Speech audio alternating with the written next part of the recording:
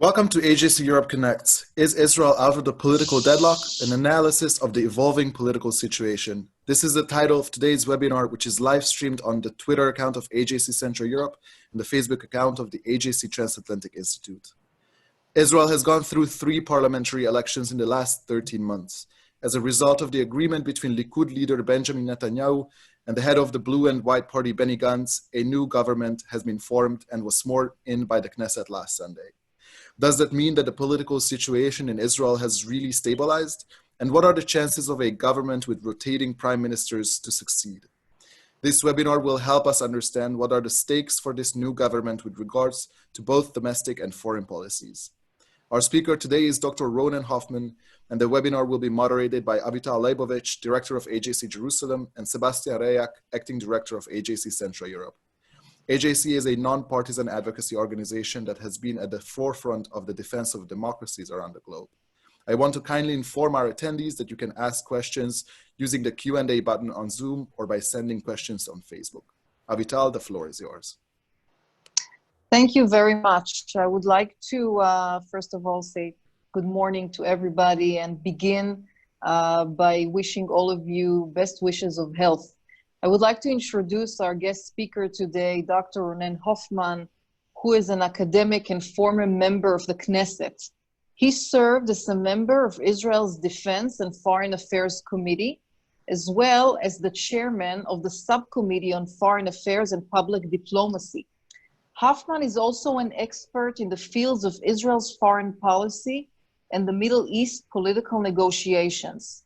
He served as personal assistant to the late Prime Minister Yitzhak Rabin during his political campaign and was a member and coordinator of the Israeli delegation to the peace negotiations with Syria, something that today seems like a distant memory, I would say.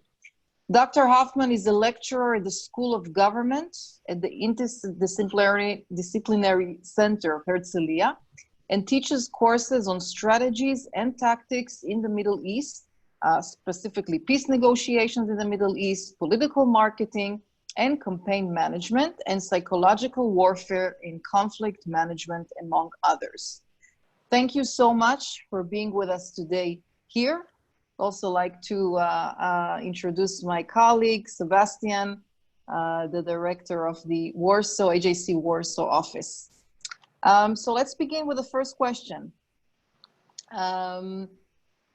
You know, for 500 days, the government here was either a transition kind of government or some kind of a government preparing for the next round of elections. Now we have finally a unity government. Do you think that this government has what it takes to succeed and move forward Israel? Well, first of all, good morning, everybody, and thank you very much for the opportunity for hosting me here.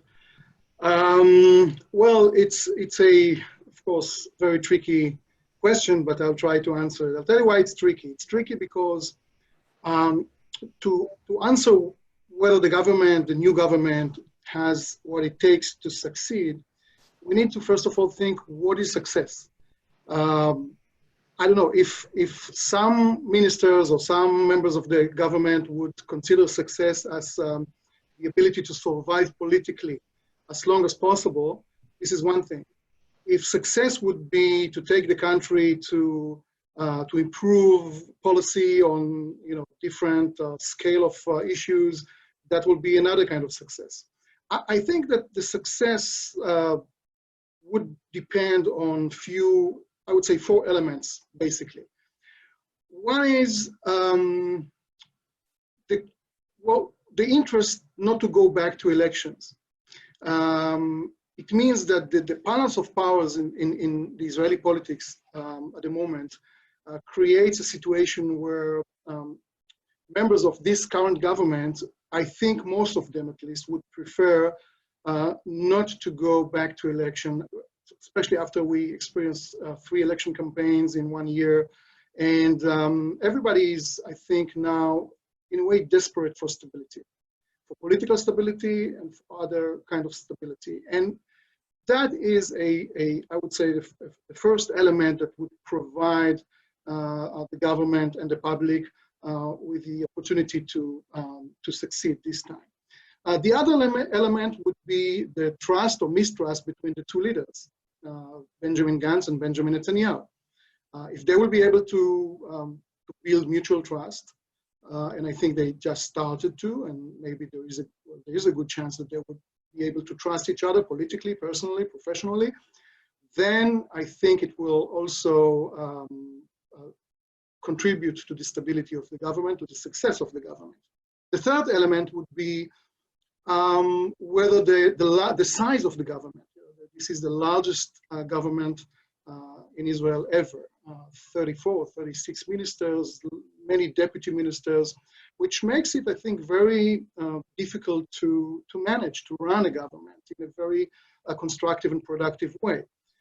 So the question is, if the fact that the size of the government is such, so big, and the fact that there is no clear, coherent policy, since it's a unity government, and the government represents two parallel lines of policies on most of the issues, if that will not paralyze the government from taking a very clear action on various issues, and that's another aspect for it.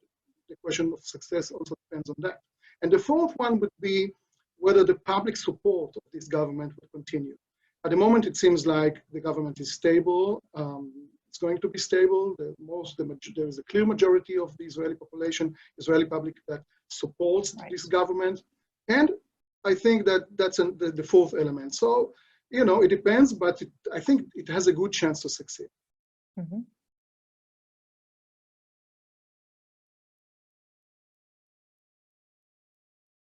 Sebastian, you need to unmute.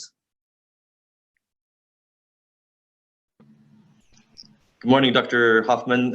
Thank you very much. And my question will, to an extent, follow up on what you have just said. And I would like to ask you to elaborate a bit on the question of how this government is different from the previous governments just because this is a government with rotating prime ministers. What's the difference between this and a regular government, and how can it affect the functioning of the government and the shaping of policies? Great question. In order to answer it, let me say a few words about the political system in Israel in order to illustrate the current situation, the challenges of the current situation. So in Israel, in order to form a government, a candidate needs to have a coalition. It's a multi-political party system. It's a parliamentary democracy, and it's not enough to win the election in terms of being the largest political party. A candidate needs to form a coalition that would consist of the majority of the members of the parliament. We have 120 seats in the parliament, and in order for a candidate to form a government, he would need, or she would need, at least 61 members, which is the majority of the 120. Now, so we're talking about blocks. We're not talking about single political party which can actually form a government, but a candidate would need to form a coalition. And in the past, the game between the blocks, in most of the times, was quite not comfortable, but possible. Meaning that you could have said or recognized which bloc has the majority in the parliament. Traditionally, there are few political parties who have been, I would say, the kingmakers or the power of veto. And so if we're talking about traditionally two blocks, the right wing bloc and the left wing bloc, and recently there is a new bloc that has been introduced to the parliament, which is a central bloc, then you can see that in this game of the blocks, in the past, it was possible to form a government leaning on those orthodox and ultra-orthodox, in most of the times, political parties who have played the power of veto and the kingmakers. Now it's a bit different, because now few political parties have moved from one bloc to another, and the division between the blocs is not that clear anymore. So, for example, there is a right-wing party, traditionally right-wing, which now supported, or at least did not support the right-wing bloc, and the party of Foreign Minister Victor Lieberman. So, for example, if we have few political parties who are flexible, then it kind of changes the picture of the blocks. So what happens now is, since the division between the blocks is not that clear, the game is more open. And therefore, and this is one of the reasons and the triggers for Netanyahu and for Gantz to agree upon a unity government in order to neutralize the power of veto that these rather small political parties have in the game. And so, and it creates more stability potentially, of course, to the system. But on the other hand, again, there's no clear line, clear policy, because it's a unity government and because it consists of parties from different blocs. But you know, it is complicated. But you know, you mentioned before the fact that you know, the Israeli public was hungry in a way to some sort of a stability. And in that sense, I completely agree with you. And maybe it was even any kind of government, as long as the country had finally a government, you know, the public would probably be content. But following your explanation on the unity government, what do you think are right now here in Israel are the most urgent items on the agenda of this new unity government, the most urgent ones? Well, first of all, I think, and we share it with the entire world, is how to recover from the COVID disease.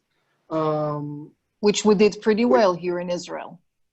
Well, it depends if you judge it. Well, the health system is quite recovering, or at least, you know, the crisis is being managed, and I agree with you in a decent way.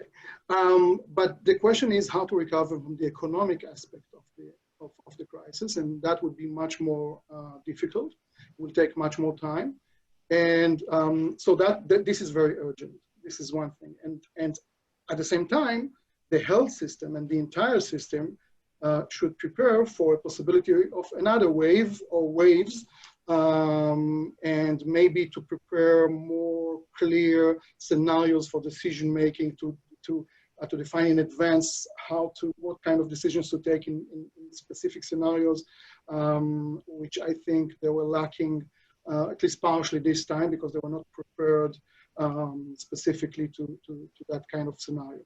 So that would be the most urgent thing.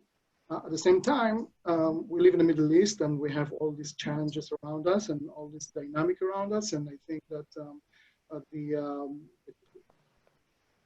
combat, I would say, political and maybe even military, potentially combat between us and some of the players around us,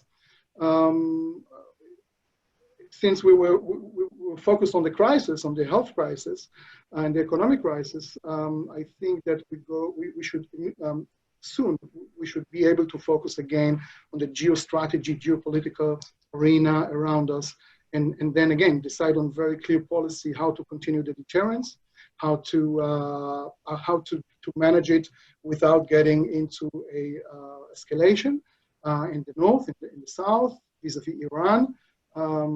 That would also be, and of course the conditions in Gaza, I would say also, with Palestinians, how to cooperate with the Palestinian Authority to continue with that, not to break it and not to stop it.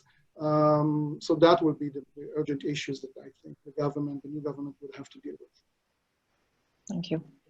Our next question would be about foreign policy. I think for Israel and everybody interested in Israeli politics, foreign policy is I guess, as important as domestic policies. So if you were asked to recommend to the new foreign minister what kind of a policy Israel should adopt towards Europe, and specifically Eastern and Central Europe, what would be your recommendations? And we remember in Central and Eastern Europe and Poland specifically that the fact who is the top diplomat does matter. We have a new foreign minister in this new Israeli government. So what would be your take on this? First of all, politics is a lot about narratives. And I think that the Israeli public, in a way, and also Israeli statesmen or statesperson or statespeople or politicians in the past used to, when you look at the Israeli national security doctrine, when you look at the priorities on foreign policy and defense policy, it seems like the US and Western Europe are, at least the image of it, right? And is that the US and Western Europe are the pillars of Israel's alliances in the international arena, traditionally, mainly, of course, the US. And so governments used to, in the past, used to invest in those strategic relations, and I don't want to say neglected, but focused less on Eastern and Central Europe, for example. And I think it's about to change it. And I think that it's the potential of the foreign relations, economic relations, academic, scientific relations between Israel and Eastern and Central Europe has become really clear now to at least, if you ask me as an expert on foreign policy, when I look at the arena, and I see that there's a lot of potential, and I would strongly recommend to the new Israeli government to invest more in the relationship between Israel and Central and Eastern Europe. I think there is a huge potential here. Innovation, entrepreneurship, growing markets, everywhere.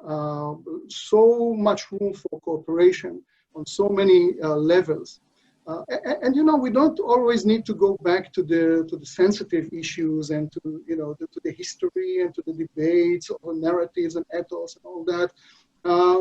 We should be more practical sometimes. And I'm not saying it's not important, but I'm saying that the potential is there. And in order to be able to meet that potential, we need to invest. We need to invest in the relations. It means that we need to have more exchanges, delegations from the, on all the scale, from politicians to students to educators to entrepreneurs. We need to create more and more partnerships, some supported by the government, some maybe not. And I think that the government and the industry should invest in Israel, should invest more in those relations. Would you expect any foreign policy shifts with the two different prime ministers? When Benny Gantz takes over as the prime minister, would you expect that his perspective and the way he would shape a foreign policy of the Israeli government, would that be different from Benjamin Netanyahu's? I'm not sure. I think that both leaders would be limited in a way in what, in the room to maneuver in vis-a-vis foreign policy, since they have just formed a unity government and they had to agree upon few principles. And so there is a limit to how much they could, Gantz specifically would be able to move from the traditional Netanyahu's policy, which, by the way, hasn't been very proactive. So I don't think, so I can say that the foreign policy would stay similar to what it has been before, maybe with one exception, and that would be very interesting to see. And this is Trump's plan, peace plan, that has an equation of two sides.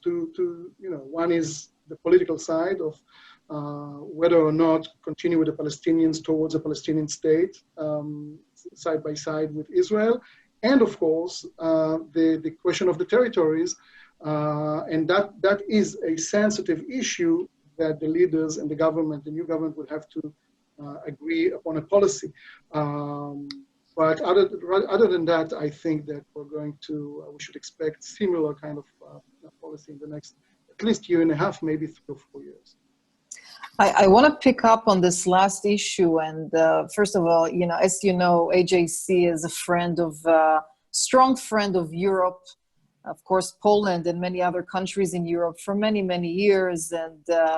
And we do see the transatlantic relation as critical. It's the triangle of Israel, Europe, and the US as a critical relationship. And in that sense, I totally agree with you. The government will have to stabilize before it moves on with some kind of innovative foreign policy. But from AJC's perspective, our perspective, we will continue to push them towards that direction.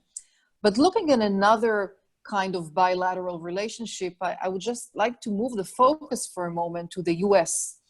A few days ago, we had here a visit of Secretary of State Pompeo, and this actually delayed a little bit the swearing in of the new government. He came here for a very short 8-hour visit, a mysterious, even some say, visit. You know, we have quite a few issues on the table in terms of the bilateral relations with the US. One of them is the Trump plan, or some refer to as the plan of the century. As part of that plan is the annexation issue. Of course, there's security cooperation between the two countries. How do you see this bilateral relations develop when we have, one, the new government with its challenges, and two, when we have this plan on the table and Netanyahu is speaking about July as the maybe ultimate timing for the beginning of the process of some sort of annexation? This is also a question we received of one of the viewers in the chat. Well, I wouldn't be surprised if the main topic that Secretary Pompeo and Prime Minister Netanyahu, and by the way, he met also with Benny Gantz, I wouldn't be surprised if one of the main issues, if not the main issue that they discussed is China. I mean, the bilateral relations between Israel and China, at least according to some press, worries the US. Of course, we know that the White House, the way they define China is strategic competitor, right? And as a strategic competitor, they have some sensitive issues and all that. I think, and I think it's also connected to Sebastian's question about the proactiveness of the Israeli foreign policy. What kind of activities, what kind of action the new government is going to take? And maybe there was a hint, I don't know, it was behind closed doors, but I can assume that there was a hint by the White House or by the American administration to the new government, take it slowly with China.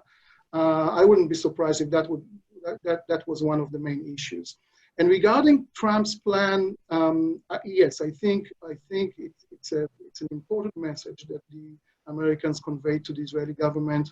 See it as if you're going to implement or to adopt the plan practically, make sure that you refer to the equation, to both sides of the equation. Okay, there is a political side, there's annexation and territory. I mean, it should be, and it should be part of an agreement with the Palestinians rather than unilateral measure, which I don't think the Americans are very enthusiastic about Israeli unilateral measures. So I think he came just to convey a few messages, important messages, by the way. Let's come back to Europe for a second. If you compare the relations, Israeli relations with the U.S. and Europe with the U.S., it's let me put it in a simplified way. It's one president, it's one Secretary of State. In Europe, the European Union, it adds yet another layer to Israel's bilateral relations with the many European states. So from even the technical perspective, Israel's relationship with the EU is not very easy to handle. Now, we've recently seen the issue of European Union funds being available to Palestinian NGOs who may have some connections to terrorist organizations. This is yet another example of how delicate and sensitive those relations are. How do you see this new Israeli government's relations with the European Union move forward? When I was a member of the parliament, member of the Knesset, I represented the Knesset in the Council of Europe. And I found it very interesting. There is, at least in the atmosphere, but I think it's beyond atmosphere and beyond feelings. There was a difference between the relations that we had with the Council of Europe or European Union or European organizations in general, and the bilateral relations that we have with each one of the European countries. And this is very interesting. Some things that we heard from, or we heard at the discussions of the unions or European Council and all that, we heard a little bit different things when we had discussions over the same topics with our bilateral in a bilateral relations that we have. So I think that the challenge would be to bridge the gap between the relations that Israel has with the European Union and the relations that Israel has with each one of the European countries. It's not easy because the international organizations have their agendas. They are usually much more public, much more, again, about narratives more than anything else. And bilateral relations between countries are more strategic, more focused on common interests, specific interests. And there is maybe this gap is natural, but I do think that the challenge that Israel has is more on the organizational level rather than on bilateral relations between each one of the countries. And the question is how the new foreign policy would be able to bridge that gap, if possible at all. Mm-hmm. One of the challenges that Israel still has today is the issue of Iran and its influence in the region. Now, we are looking at quite a unique government today that has quite a high number of former chiefs of staffs of the military. Do you think that would play out in a different way than it has before and would have some impact on, I would say, a rather conservative approach of Israel in the security sector? Or do you think since we have this kind of high number of professionals who have fought in wars and seen one or two things in their professional military life, do you think we'll see a change here in any way? It's an interesting question. I think there is of course, there's an impact when we talk about when we look at personalities and their experience and the way they kind of thinking, tools and way of thinking that they bring from previous professions. And so I think that the fact that in the government there are lots of high military commanders, officials, chief of staff, yes, it will have an impact. A tendency of looking on political situations and political arena from the eyes of military kind of, which, by the way, I think traditionally along the governments, since the establishment of the State of Israel, we've seen that tendency of generals become politicians, and then they look at the world from the military kind of perspective, which is not necessarily bad, but could be narrow sometimes. And I do think there is that could have an impact on the policy of the current government. But on the other hand, when at least what has been published as a record of these people, Benny Gantz, Gabi Ashkenazi, when they were in the military, I cannot say that they pushed for a military confrontation with Iran. I don't think, I mean, not at least that we know of. So the fact that they come from the military doesn't mean that they would push for more militant kind of policy.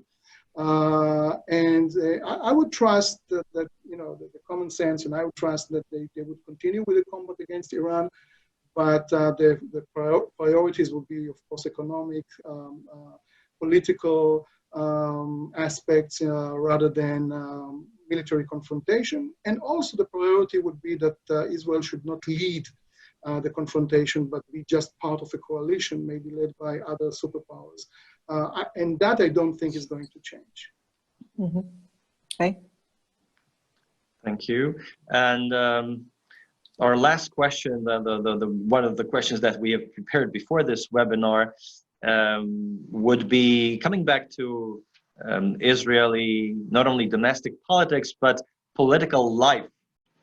Do you think that it would be safe to say that the current political situation in Israel is now more stable than what we have seen for more than a year? Do you see any potential turbulence in the coming months, or just because of the agreement, because of the new government has been sworn in, there is hope and there is this positive energy that will steer safely Israel's political life in the upcoming months? Well, I think we should we should look at two different things. One is the stability of the democracy in Israel. And I think that the liberal democracy in Israel has been stable all the time, from the moment that the state has been established till today. The people, the public and the leaders from all kind of political parties, all kind of side of the political map are committed to the liberal democracy. By the way, that's exactly what enables bitter debates within the political system of the nature of that liberal democracy and what the limits and how to go about it.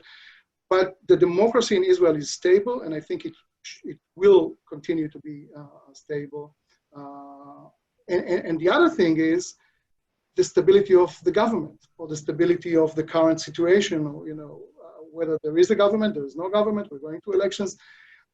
And I think it's very interesting because the stability of the democracy in Israel enables instability in the way that the governments have been formed, or the system is going to elections over and over again. So if you ask me if this government is going to last for more than a year and a half or 2 years, I'm not sure. But even if in about a year and a half or 2 years we'll have to go for election, I don't think that the entire stability of the system is going to get damaged. I think it's expensive going for elections. I hope we will not go for elections. I think the stability we was mentioning before a few minutes ago when we spoke about Netanyahu and Gantz and all that. Yes, people are desperate for stability in their daily lives, but I don't think that serious political groups or political parties or people with impact and influence in Israel are challenging the stability of the democracy. Two different things. Thank you, Dr. Ronen. It's now time for questions from the floor. Thank you. It is now time for questions from our attendees. I'd like to remind you that you can ask your questions by using the Q&A button here on Zoom, or you can send them to us on Facebook. Let's see the first question by our friend Sven Sokov, the Director of International Center for Defense and Security in Estonia. Is there a chance that Netanyahu actually will relinquish power in 18 months, considering corruption investigations hanging over his head? Or is there an alternative by creating a new political crisis and triggering new elections? Well, according to the coalition agreement between the two leading parties, Blue and White and the Likud, in about 18 months, there should be a change in government, in the prime minister. So Benjamin Gantz, regardless Netanyahu's trial, is going to become prime minister. They're going to rotate. So the question is whether there will be a political momentum which could be connected to the dynamic of Netanyahu's trial with the time, that the Likud, as a political party, would decide to break the agreement and to go back to the public for elections. I doubt it. I think that, and I hope, maybe it's my wishful thinking, as many Israelis, that the political parties would honor the agreement, and regardless what's going to happen in, from Netanyahu's legal issues, he's going to stay prime minister for a year and a half, and then Benny Gantz will replace him. Because part of the stability is to be able to follow the agreement and to respect it and to honor it. And I think it's an important message to convey to the public as well. Thank you. Our good friend Andrei Matisak is asking, according to reports, Jordan has already expressed concerns about annexation in messages to the IDF and in conversations with those close to Benny Gantz. Israeli defense officials believe, according to reports, that annexation could jeopardize the Jordan peace deal. What is your view on this? Do you see the risk? Yes, of course. I see the risk, and I'm worried about it. I'm worried about the relations between Israel and Jordan with regard, and not necessarily with regard to Trump's plan and to the annexation aspect. Because, I think that when we talk about stability, this time stability in the region, in the area, I think Jordan is very, very important. It's an important ally, is an important peace partner, and there are many common interests between Israel and Jordan to protect the eastern border between Jordan and Iraq, and to protect the survival of the regime in Jordan, and to keep Jordan stable. And I think it's, of course, the Jordanian job to do it, but I don't think, and I think we should be very careful not to create triggers for instability in Jordan. And therefore, personally, I'm against unilateral measures such as annexation, but I do think that there is a room for, I would say, for negotiations, at least a resumption of negotiations with the Palestinians. And in the past, at least, we saw Palestinian leaders who at least are willing to hear and to accept these issues brought to the table as a starting point or starting position for negotiations. So yes, I see the risk. I wouldn't do it unilaterally, but I feel, I would like to believe that the Israeli government is free to bring it to the negotiating table, and then it would become, I think, legitimate to discuss all aspects of the future peace agreement, including annexation of territories as part of the agenda for negotiations. That would be a different context to deal with annexation, and that would be something that I think that even if the Jordanians and other Arab counterparts or partners will reject this aspect or this part of the plan itself, it would be a different context to, in terms of negotiating, speaking, and not taking unilateral measures, which I think are risky. Thank you. Wojtek is asking, do you think there is still place for new blocs in Israel? What is the reception of new political bodies in Israel? Is there fatigue or rather excitement in the population? Well, I think that the political system in Israel is changing in a way that the differences between the blocs are less clear to the public, meaning I think with the time there will be less and less room for political blocs as such.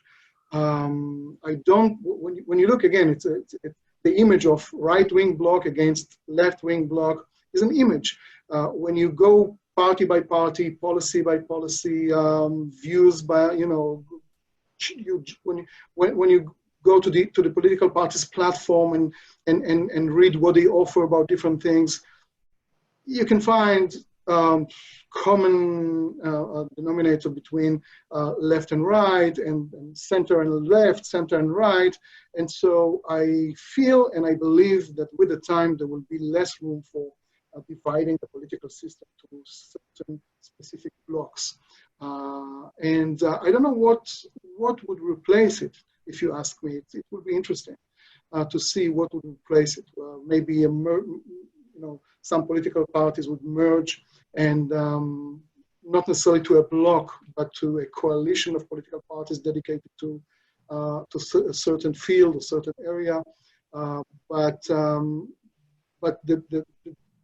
dividing the political system to right bloc, left bloc, and center, I don't think it will last for long. Thank you.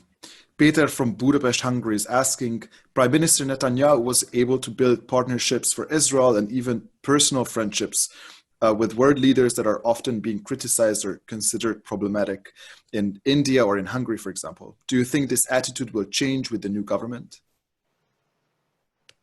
I'm not sure. To be honest, I think that bilateral relations between countries and between political leaders are based on common interests more than anything else. And I think we should, to a certain extent, up to a point, I think we should accept it. As citizens, as professionals, this is the nature of the jungle. Now, of course, there are limits, of course, there are red lines, of course, there are, but I don't think it's going to change in a dramatic way. I think that as long as most of the world accept a certain leader as legitimate, I see the Israeli Prime Minister follows the line and being part of it. And again, there are exceptions, but very few exceptions. So when we speak about problematic leaders, and I tend to agree that some of the leaders are problematic in a way that, you know, talk about values, talking about democracy, but what is driving the international relations, including Israel's foreign policy, is national interests. And I think that would continue to drive the force of Israel's foreign policy in the near future. And relating to that question from Susan, how will Netanyahu's motives affect the relations with the European Union? Will he continue playing personal with strong leaders of the Eastern Bloc, or will he aim to bring a unity of relations with Israel in the European Union? That, I think, here I can see a change in a way that since Netanyahu, well, he's going to, at least for a year and a half, he's going to be prime minister. But then, according to the agreement at least, we expect to see a change. And as I said earlier, I think with a change of leadership, we can see sometimes a change in policy and in personal attitudes towards issues and towards people. And I think that Benny Gantz obviously is a different person, obviously brings different views and different attitudes. And with a change, expected change in the leadership, I also assume that we'll see changes in attitudes as well. But it will take at least a year and a half. Thank you. A question from Andrius from Lithuania. How do you see Israeli foreign policy towards the Sunni world, especially Saudi Arabia? We have seen bilateral relations develop recently. Will Saudi Arabia become one of Israel's key partners in the region? I certainly hope so, and I think that there is a potential to improve the relations. I'm not saying to normalize relations at the moment between Israel and most of the Sunni players around us, but I think Israel should really make an effort to get to the point where these relations will actually be normalized in a full sense of the normalization, diplomatic relations. The thing is that I think that there is no way to normalize the relations with the Sunni partners without breaking through on the Palestinian-Israeli track. And it doesn't really, I think it's a good thing. It's, talking about good news here, because there is an interest for Israel to at least try to get to agreement with the Palestinians and to resume negotiations. So I think it's a common interest.